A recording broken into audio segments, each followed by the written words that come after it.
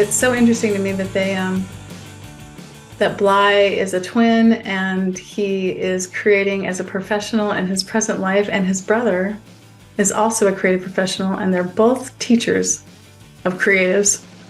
Yeah, And that's really they cool. treat it like a partnership. They're friends in life and they're partners in creativity. And now he's writing a script with his screenwriter dad, who had a 25-year career in screenwriting. I love that. Yeah.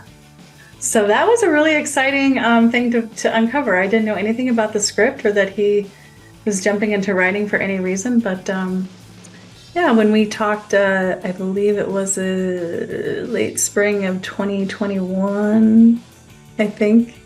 And we talked about his win. He was the second place winner for a drawing competition that's hosted by Artist Magazine. And he did a portrait of his father. And what really compels me about his to look at his art and to like absorb what's being presented to me is that it's photorealism, that it kind of off the charts. I mean, Yeah, this stuff looks like black and white photography for sure. He is getting detail down with graphite and ink, and it doesn't look like that at all. It's masterful in its presentation, to where the trick of the eye is working. You know, I mean, you don't know what medium it is until you get really close and you can see those things. And then detail and the way he attacks it is just amazing. And so I was always just really impressed, obviously, by his talent. And but I'm so excited that he's working in oil and color, and that he and his brother are looking at landscapes now. Yeah, it's so crazy how he continues to evolve. He and I are about the same age, and it's very inspiring to see an artist who's been working for so long continually challenge himself to do, because he could easily just do portraits for the rest of his life and be fine, you know. But instead he's challenging himself with different mediums, different subjects, which is super cool. Yeah, I actually think that he's kind of nailing the theme of advanced pretend in a way, to Absolutely. stay curious, to keep trying new things. He's involved in teaching, and he says that his own students inspire him. Now, that's the mind of someone who's continuing to absorb what could be possible, what could inspire him, not really pushing anything away, but saying, what's the possibility here and here and here? And so he brings all kinds of possibilities into his life creatively, and he's doing so successfully. And this is a really fun episode, especially if you were considering, matriculating in the arts, or if you want to hear any encouragement from someone who teaches at a college level. This is good for that too. Yeah, and if you're a person who is doing one thing and says, well, maybe I shouldn't try screenwriting, or maybe I shouldn't try something else because I'm just this one thing, this is one of those episodes to show you that you can be an artist, a visual artist, and a screenwriter, and all the things that you want to be, because they all feed each other. That's right. One thing feeds into another, and it's the way you take in your environment and the world around you. And so Bly Pope is a great example of all that. Definitely. And when the episode is over, everyone go to popebrothersart.org and see their amazing art. There you go. Perfect. Please go look at the art. Always do that. Yes.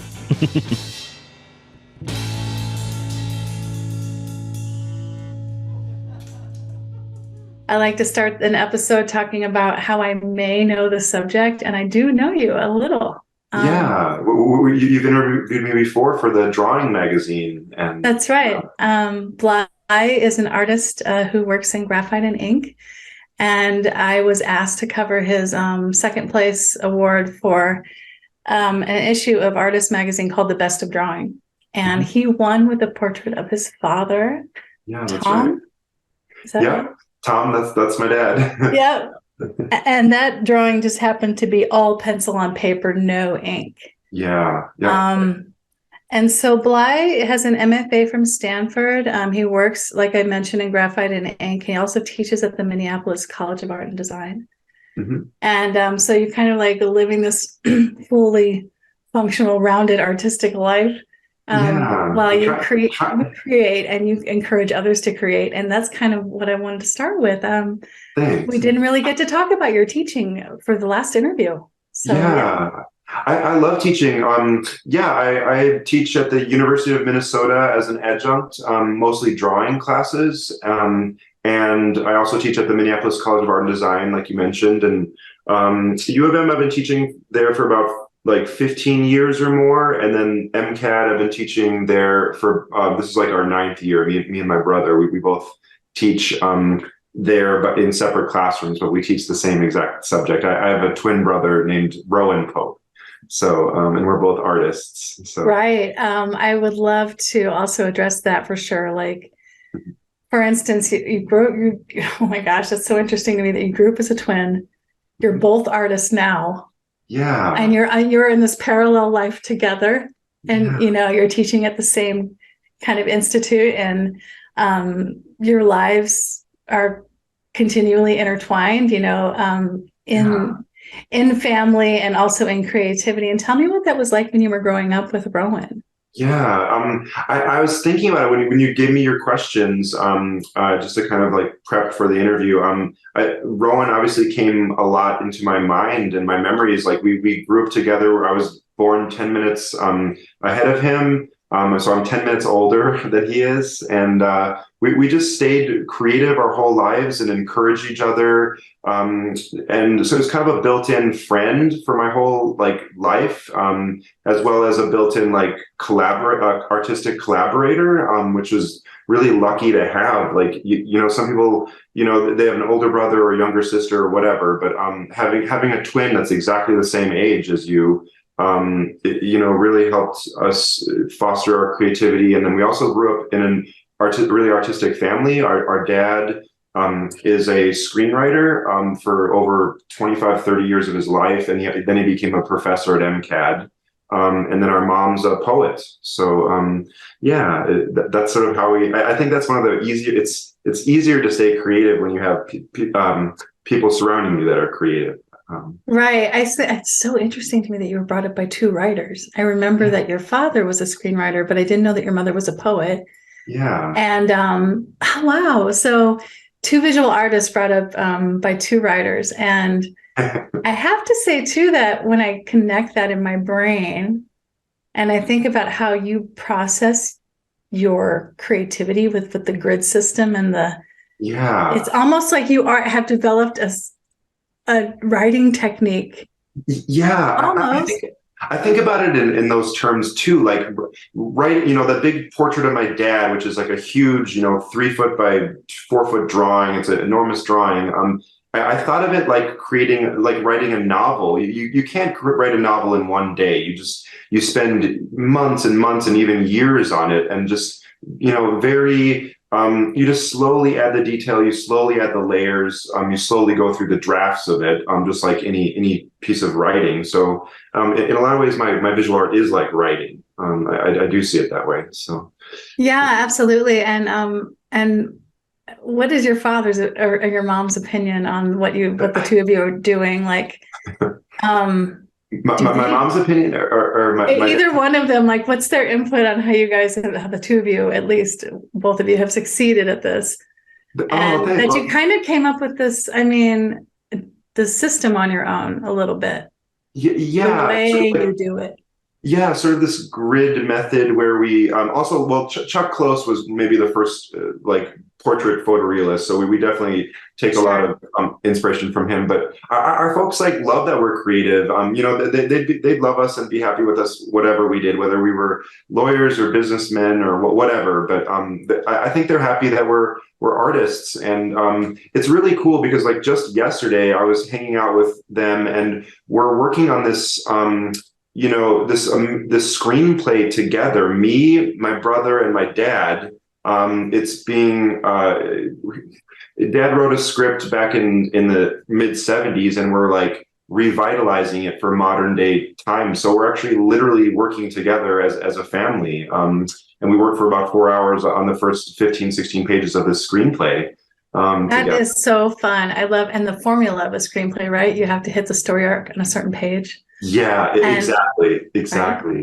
Right? And that is a real challenge for a writer. I love those kind of strict, even this is kooky and geeky, but even like when I'm doing social media and I have to reach character count for captions or something. Oh, It really yeah. challenges me.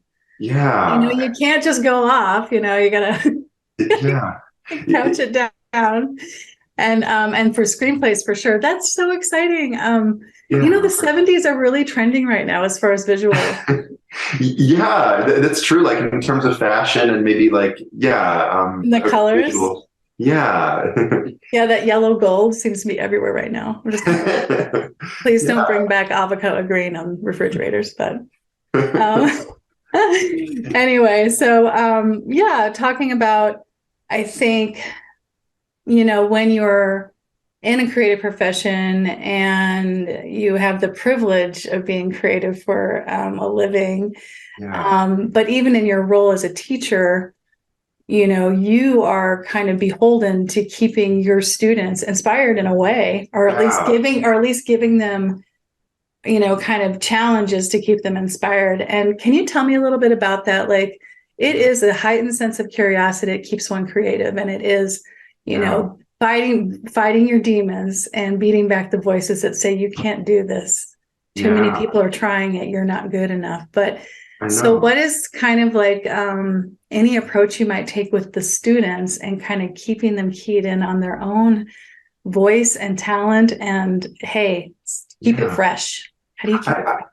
That's a really good question. I love working with my students. They actually keep me, fresh and creative as well. And I think like the attitude I try to approach my students with is, just respect and unconditional positive regard, and just constantly trying to be a positive force.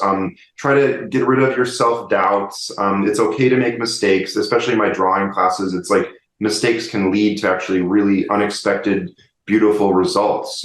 So yeah, that's my attitude towards teaching. Right. I mean, the mistakes are often the breakthroughs, right? Yeah, that's right. Mistake. Yeah.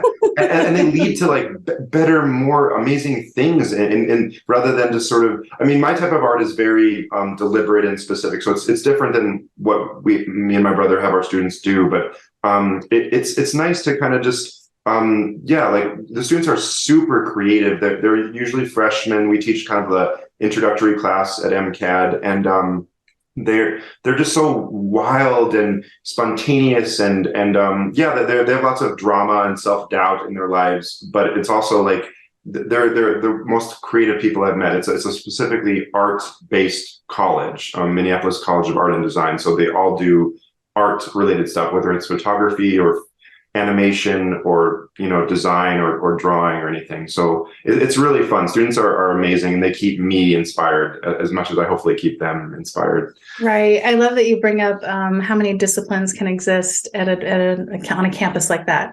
Yeah. And anyone who's listening that is still trying to explore what they might do with, art matriculation of any kind, there are chances for you out there that maybe you don't realize that you have. Throw yourself into the world and kind of like figure it out and do the research. Yeah. But the fact that you draw, I have come to find in my own education in art, which has only come by being a writer and kind of trying to speak to the artist's struggle. I have come to find that any artist, any painter, whether it be acrylic or oil, pastel even, they need to know how to draw to do the mark making properly that they are trying to establish on canvas or whatever surface they're using. So in fact, I think the drawing, this has really been only developed around the context of my interviews and even doing research on this issue that I wrote for you. Yeah. The drawing is critical. Yeah. Any visual art where you're laying down marks, where you're gonna, build up some layers of paint. And you yourself play with oil. You're kind of getting into color a little bit. You have a huge body of work in black and white, but so can you speak to the critical nature of drawing when a student is trying to progress and not just in learning, but when they take the practice forward into the world and, they learn rules in college and get out there and break them. But the drawing, it's important, right? Yeah, the drawing is the foundation for all types of art, whether it's like sketching, or if you're getting into like even 3D modeling or digital work or painting, printmaking, I think drawing lets you get your kind of elemental basic ideas down on paper, before you can branch off into like painting. I mean, Michelangelo always did these sketches before he created these amazing sculptures or paintings. So I mean, drawing is the foundational study, and that's one of the reasons why I like teaching it. I get a lot of students at the U of M who are like totally new to drawing. They've never even, they maybe last time they drew was in 5th grade or 4th grade or something. And I try to get them to just be free. One of my first classes is we listen to music, and they just spontaneously add, marks of charcoal on the page while listening to these different types of music. Some of it's loud or soft or fast, and just get them kind of comfortable with charcoal. So yeah, I think drawing is really essential, and to any type of art. It gets your ideas really directly down on the page. So yeah, that's right. And then, I mean, I also have encountered many artists who take obviously visual notes, and the sketching, could turn into mark making on a canvas. It could really blow up. Yeah. So taking the visual notes, and even sometimes handwritten notes when you're an artist, it all depends on your personal preference of process, which is, really personal.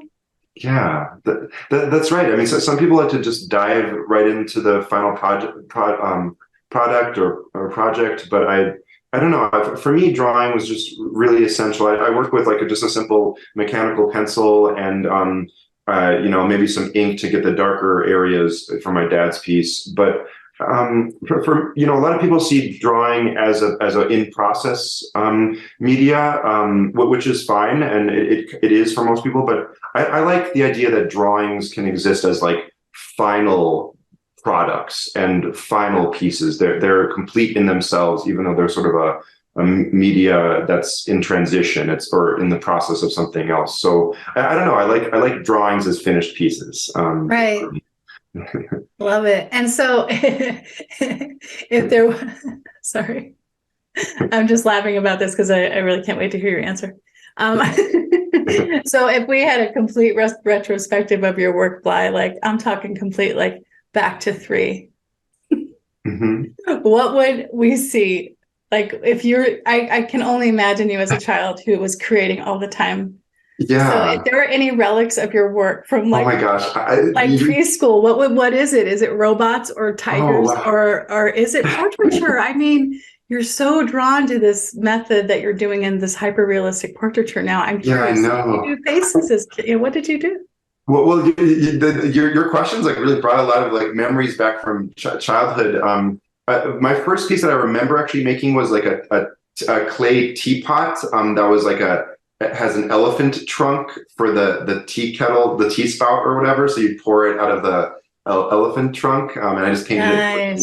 But Rowan and I, we did a bunch of we drew a lot of like monsters and weird, unusual creatures. We also made little ghosts out of like toilet paper and tape, and they were sort of like on little sticks, and they were like little ghosts, like a sort of I don't know, it was kind of strange, but we mostly made a bunch of like monster heads out of tape and newspaper and tinfoil, and then we would kind of sculpt them into like creatures with teeth and eyes, and they were just very like kid-like sculptures. But we kind of invented that process too of just like, we'd start with newspaper all bunched up, we'd cover it with tinfoil, we'd cover masking tape around it, and then we'd draw on and these things would be sculpted like creatures' faces and dinosaurs and things like that. So yeah, it just brought back all these memories when we were like 4, 5, 6 years old, living in Bloomington, Minnesota. And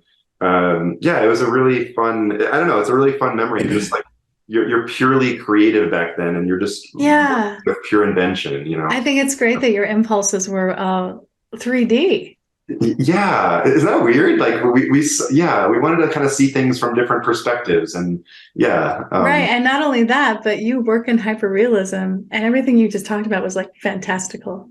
Yeah, that's right. Yeah, like ghosts and monsters and made up things, but so real to a child. And you had the two of you feeding off one another. Yeah, for these exercises, right?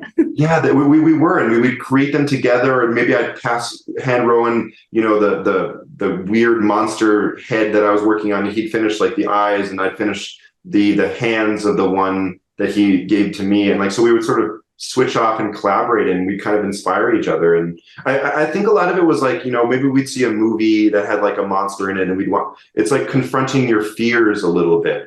So we were kind of creating these creatures to kind of confront things that we were afraid of, from movies and things like that. So I love it. It's so fun because it gives you a sense of control, right? yeah, Like, it does. It does. this isn't real. I can make it. Yeah. I can do pretend with this. It's not scary. Yeah, and if you create it, then you understand it, and then you're less afraid, and you control it, and you're less afraid of it. So Right. yeah, maybe that's what it was. Right. Maybe. So I do want to talk about the fact that one of your pieces was taken into the Minneapolis Institute of Art in a permanent collection, and it was a portrait of your grandmother. Yeah, that's right. Done it was graphite and ink. Is that correct? Yep, same as my dad's piece. Yep. Yeah. Beautiful. And so you really are, we've talked about before, kind of honing in on creating depictions of your family as kind of an ode, as kind of a series, in fact. How far along are you on that? But also, why did you start doing that? What was the impetus that kind of got your wheels turning on documenting Marianne, right? Mariana, yeah. Mariana, but also your father and other members of your family. Can you talk about that a little bit? What started that, I think, was my work in grad school at the University of Minnesota. I was just really inspired by Chuck Close, and I was good with pencil, and I did a series of sort of smaller portraits of my friends and myself.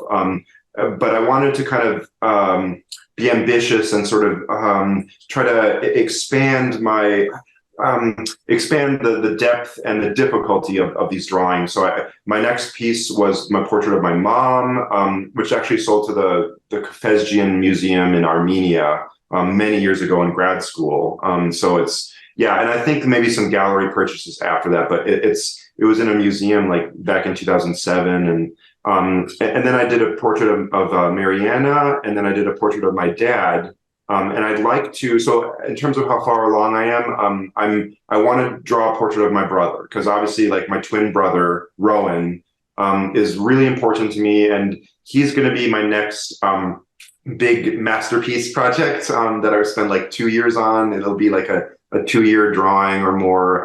That's how long my dad's piece took, actually, too. And I just got to get him to sit for a bunch of photographs, because that's how I get the source material to work from. So right, I asked you that before, like, what was your source material? And you do work from photography very often, but I'm wondering, like, there's got to be moments when you're working. These are people that you know really well. Yeah. And while you're working on the piece, do you ever get lost in not just the depiction and the process of doing it and doing it accurately, but you've got to be like, memories are just unfolding, maybe what's the mix there? Like, you've got to get lost in flow just from remembering what this person is like, right? No, you're totally right. Wow, you kind of know exactly, like, I mean, I sometimes listen to podcasts or I listen to a movie in the background, but sometimes I just like it, like, just kind of silent, just drawing, and I kind of, they are a really meditative process of like thinking and remembering about these people I love, and I'm 42 years old, and I've known for my whole life, and like little memories kind of pop up here and there. I don't know. It's just a very peaceful, calm, wonderful process of documenting and kind of memorializing and celebrating these people's lives that I love, and I want to keep. I want to draw my fiance. Well, currently, I'm working on a portrait of me and my fiance Kat. We're getting married, and Kat hasn't seen it yet. It's going to be at our wedding, sort of this unveiling or not unveiling, but it'll just be there at the wedding for people to see of me and Kat, and it'll be sort of a surprise for her. She hasn't seen it yet. That's so fun. Yeah, it's just been a process of just drawing people I love and care about. I mean, that it's important to me. I mean, I mean, I've drawn my friends, Amos and Jessica and Stephanie and other various people in my life, Tony, just various people from college. But like my family members, I want to draw on a bigger scale. I don't know why. I just want to challenge myself and spend those 2 years per drawing on the family portraits, you know. And I would love to see a show of that, all of them together, no matter where, no matter which museum has what, like, yeah, bring it all into one room and look at, you know, the Pope family. Yeah, maybe when I'm like 80 years and old. Others that. Yeah. Maybe when you're 80. No. Well, like, I mean, they're all kind of scattered to the winds. Like, I think my portrait of my mom is in some gallery in, I don't know, Missouri or California, or I think it's California. And then my dad's piece is at the Mia currently, but it's going to be owned by a guy in Brussels, David Levy. He owns a gallery in Brussels. And then Mariana's was purchased by the Mia, so that's the only one where we know like where it's going to be, like because the Mia is going to own that permanently. So wow, that's so incredible, Bly. Yeah, thanks. That's awesome. I'm wondering from the you do I've mentioned earlier delve into oil, or you were experimenting with it when we talked before.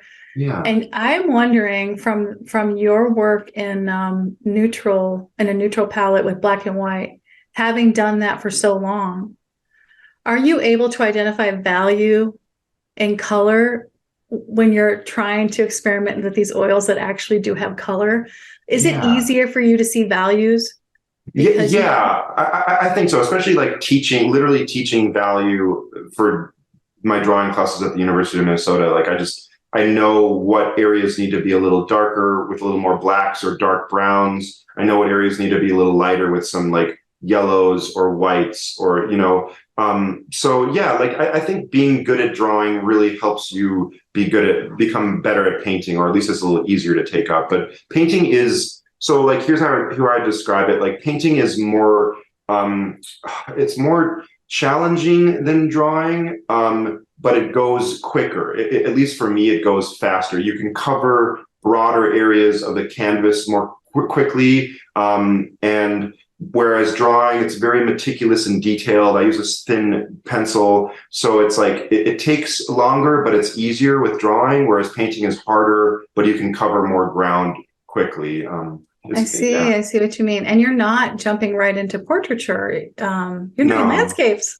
Yeah, I love clouds, and I love like the sun reflecting on the ocean, and just landscape. My brother Ron and I just had a show at the Burnett Gallery in Wayzata, Minnesota, and we had a series of I think about 15 landscapes we did in pencil and charcoal there, and it was just we love like just capturing the world around us, whether it's like Minnesota or the Southwest or the California coastline, or just anywhere.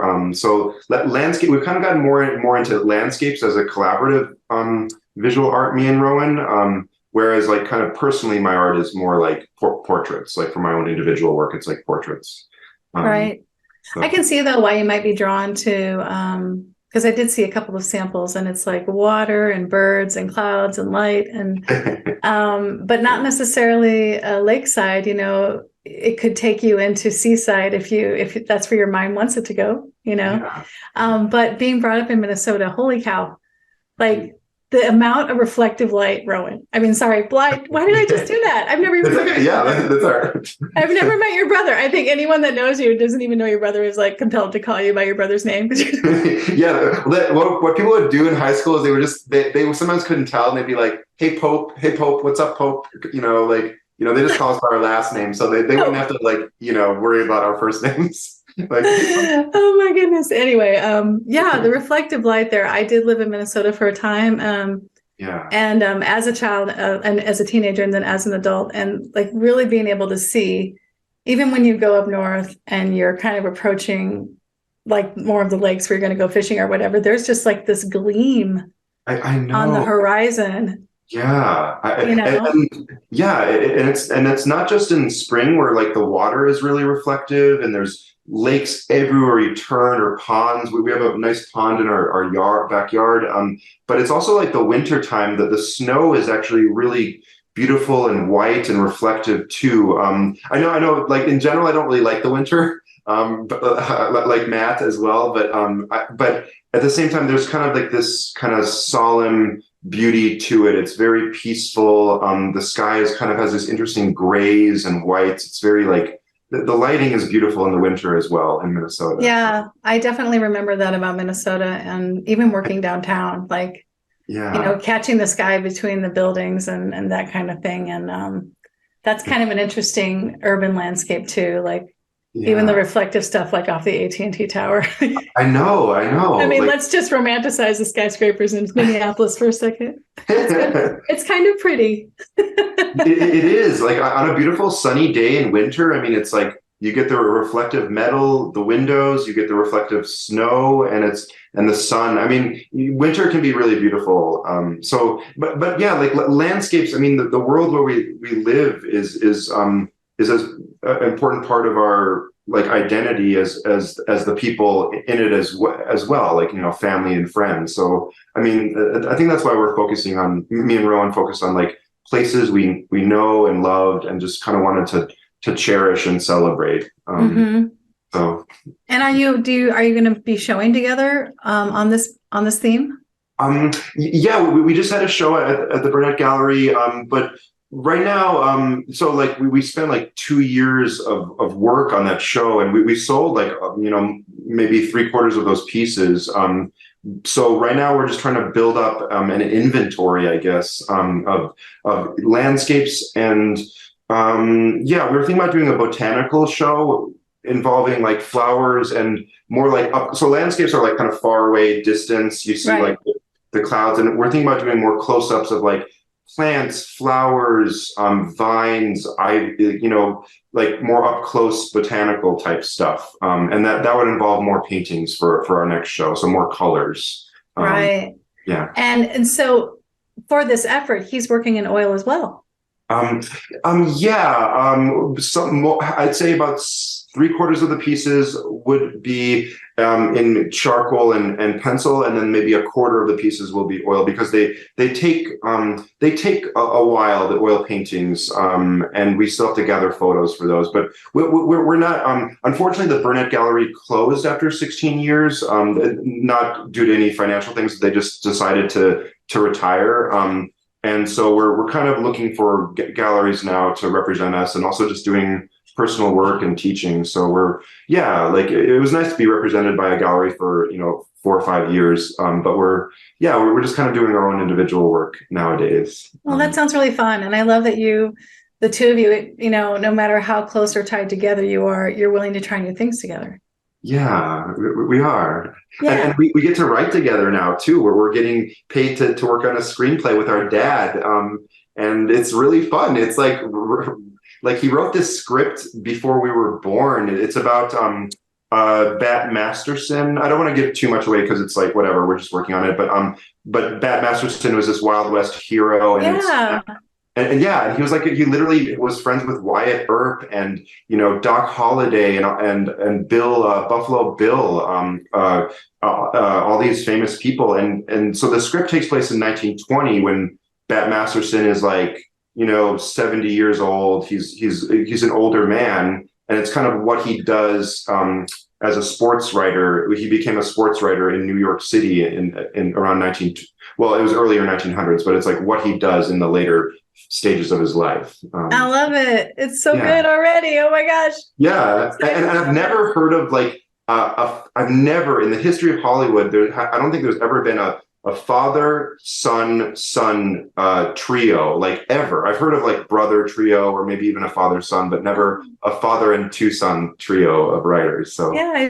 I see what you mean. That's so cool. And were you actually drawn to writing growing up? I mean, you clearly were drawn to the to 3D visual art, but having the voice of a poet in the home and then a storyteller who writes dialogue, because that's really all movies are, Yeah. I love writing and I love words, and any kind of communication and expression is wonderful to me. Like I wrote a lot of poems in college, and Rowan and I have worked on some screenplays together in our 20s and stuff. But mostly I mean, writing is just a different type of art and expression. You can get more specific ideas across than visual art, and you read it. There's like a temporal aspect to reading and writing where it takes a while to get through a book, whereas with a drawing or a painting, you see the whole thing instantaneously. You're kind of Right. immersed in it right away, and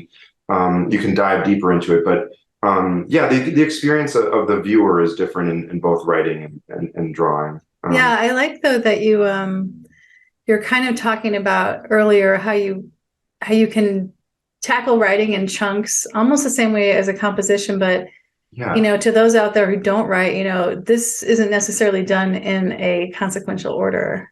yeah, that's right. You're not going to start at chapter 1 and get all the way to chapter 16 and then you're done. It's No, mostly no, like I took notes and I don't understand what I wrote down. But once yeah, I can decipher my own handwriting, this yeah, is best. This is better for a long in the storyline, something I haven't even done yet. Wait, yeah, maybe I should write chapter 8 right now, even though I'm still in like the introduction. yeah.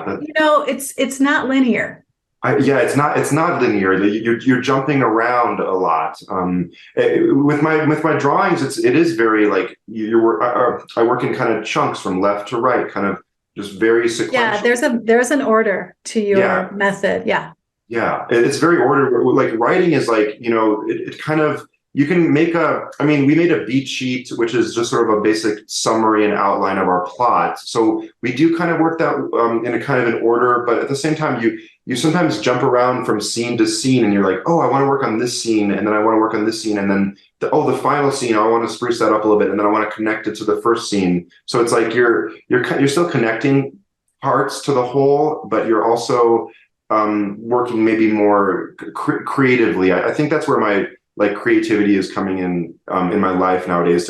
For some of your questions, like screenwriting is really a very creative process, whereas photorealistic visual art it's very it is creative because you are creating something, but it's also a little more calculated and deliberate and like almost mathematical. So there's a difference between those kind of forms of art, I think. Yeah, I can see how that comes into play. Wow. That's Yeah. so cool though that you're doing both at the same time and I know getting it's weird. I feel like my brain is there's so many different creative things happening in our lives, me and my brothers nowadays. So yeah, it's the art life, Bly. I hope we all get a chance to live it to a certain degree. yeah, Um and we do like to say for the podcast, the creative adult is the child who survived. And we yeah, hope the audience can take any conversation that we have with any creative professional we choose and find just a tiny bit of inspiration and to take it into their own lives, because I believe that creating is something that feeds us on a level that is often it's not necessarily tangible, but it's good. And yeah, if you do it a lot, you do eventually realize the benefit. yeah, The idea is just to get started and give yourself a chance to be creative. It doesn't matter if you're doing it for a living, and also yeah. forget about monetizing your creativity. It's Yeah. part of who you are.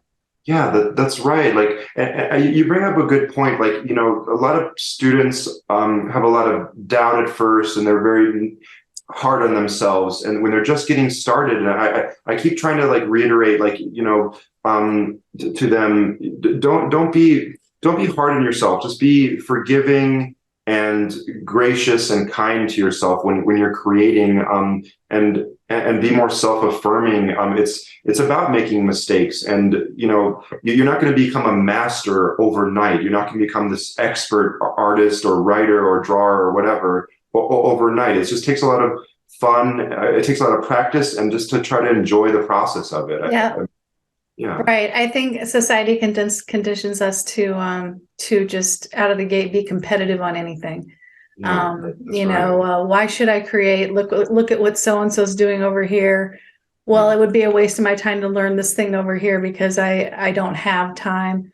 yeah, And society also conditions us to think if we're not using our time in a certain way, we're doing something wrong. I know, I And know. I mean, that's so just counterintuitive to who we are as human beings. Yeah, We want to be in this world and have this experience and have it be valuable.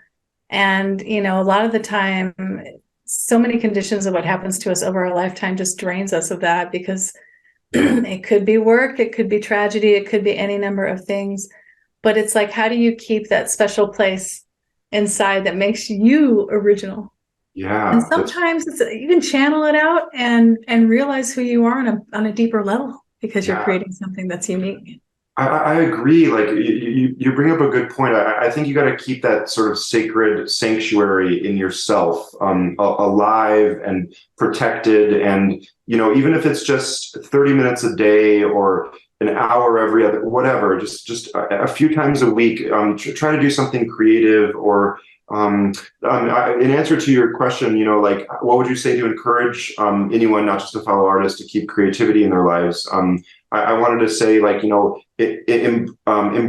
unpredictability and embrace uncertainty, and yeah, and you'll have a more like affirming life and a happier life. So, and we live, not to be all political or stuff, or we live in a very capitalist, competitive kind of world, or at least country, and I think it's good to keep mindful of that. We are individuals, and you do have to make money to survive.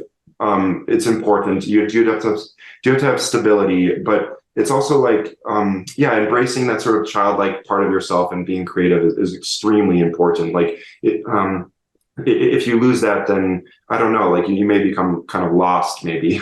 Yeah, So, I mean, I think it's part of like the individual's compass.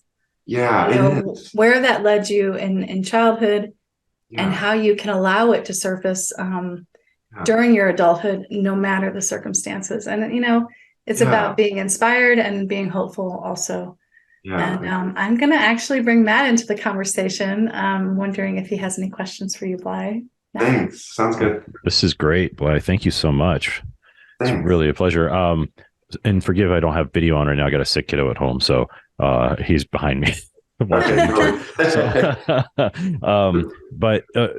just a couple of questions. One is kind of like process-esque oriented with your realistic drawings that you do with pencil.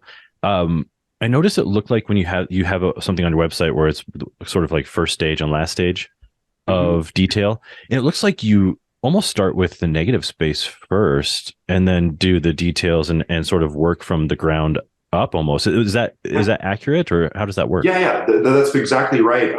I work the same way I teach my students to work, which is from general to specific.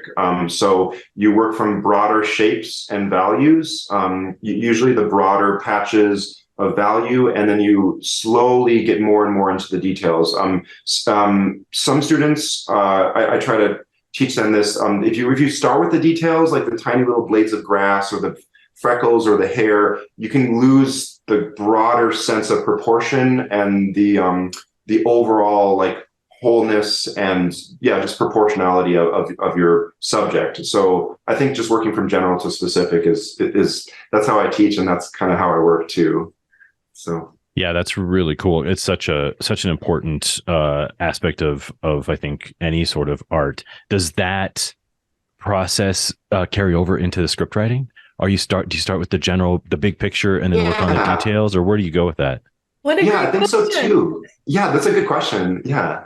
I think so too. Like, well, we started with the summary and sort of a beat sheet, and you start with a general like, what is the main structure of the script? What do we want to kind of have happen in these scenes? And then as you're working, you get into the dialogue and all the sort of gritty, the gritty details of it. The dialogue is detail in terms of a script, and also like descriptions of action are details. So you do. I think with screenwriting, you do work from general to specific as well. I think that's something that I have written a number of scripts, but mostly write commercials at this point in time, and I almost work from the back forward.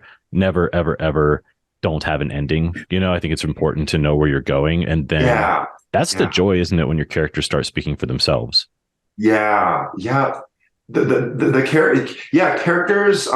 Characters can really enrich a story, and if you have like one or two like really lively characters that can they enhance the rest of the story. My dad kind of was teaching me that you can have you can have plot determine characters, and you can have characters kind of determine plot.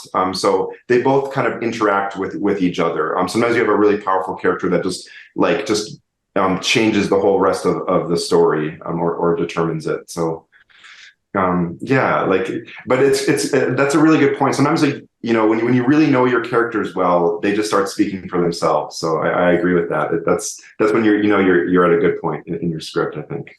Definitely. Right. I think any story that you're trying to tell, I haven't really worked in script format, but that first 30,000 foot view, what you want it to be, and then having to drill down at different levels, the detail of it, and then still always having the capability to lift up again and see, okay, what do I need to rearrange? Where does this go? I can see how that, again, you're working in hyperrealism, and it's very calculated, but I think this is so good for you, Bly, that writing, it really kind of allows you to get messy. Yeah, that's true. And like me and Rowan are like, we're shouting at each other, we're laughing with each other. Dad is kind of like coming up with weird little lines of dialogue that are really goofy and funny, and like because we're different generations. Like Dad was born in like around 1950, I think, or no, 1948, and he and Rowan and I were born in 1980. So it's like we have different ways of kind of speaking, but we all kind of come together collaboratively. And but you're right. Screenwriting is a very creative process. You don't know what's going to happen, whereas with photorealism, I know exactly what my end result is going to be. So it's a totally two different types of art in that way. Yeah, I love how Matt picked up on the script. I know the script is awesome. But Matt, I loved how you picked up on the negative space and how he's addressing that first in his visual art. Yeah. Because I've seen that. You guys, to the audience, there is a YouTube video you've got to see of Bly demonstrating how he puts a piece of work together, and I think we're gonna have to put that in the show notes along with your website. Sure, that sounds cool. It's just too cool. It's just like, how'd you come up with this? Yeah, It's great.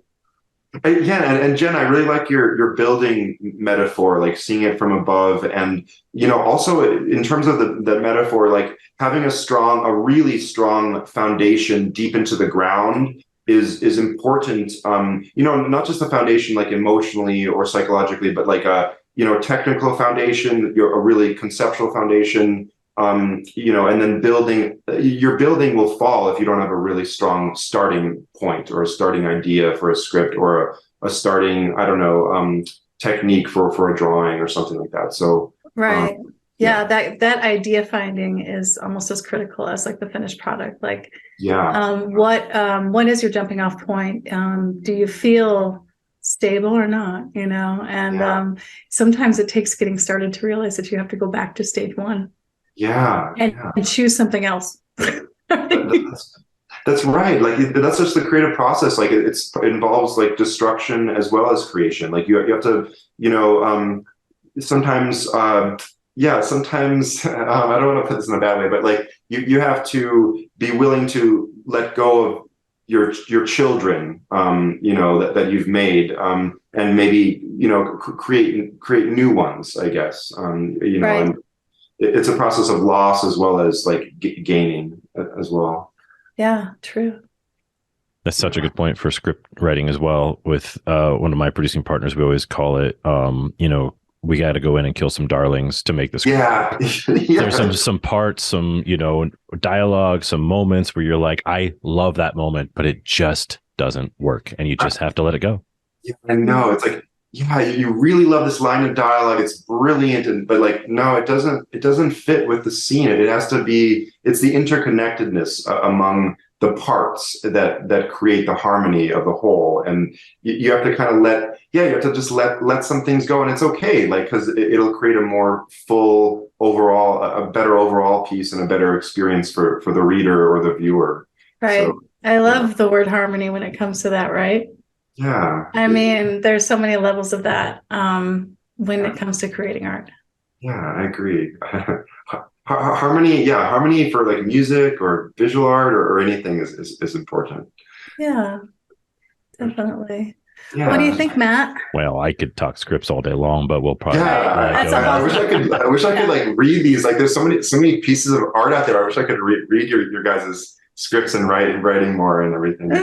Well, I will definitely volunteer to read yours when the Masterson script is. I was a huge Gunslinger kid back in the day, so I was obsessed with the Old West. So it would be fun to read what you guys are putting together when it's time to send it out. And absolutely.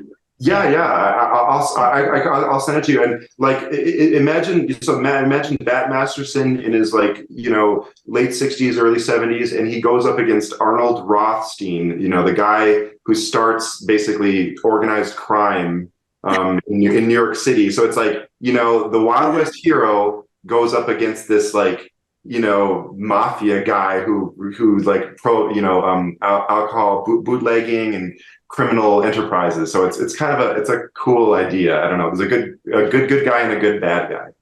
I love that his life spanned so many different ways this country presented itself in crime. Yeah. Like, let's meet up at the OK Corral. No, wait, let's talk about gangsters in New York. I know, like his whole life was just meant to be like a sheriff or some kind of lawman. That was just like his life. His life was meant to sort of bring civilization to the Wild West or to criminal gangs and stuff like that. So interesting. He led a very interesting life. Very interesting life. Can't wait to see the final product. Woohoo! Yeah. Thanks. Thanks, you guys. Yeah. Thank you. Thank you very much, Bly. It was a real pleasure. Excited to see your work continue. It's truly, truly amazing stuff. Yeah. Thanks so much for saying yes. I really enjoyed talking to you again. And congratulations on your wedding. I hope everything. Yeah, thank you. We're really excited. I really appreciate it. And thanks for this podcast. I really think it's an important one and a really important topic. Thanks. All right. Thank you very much. Thanks, you guys. Take care. We'll talk soon. All right. Bye. See ya. Bye.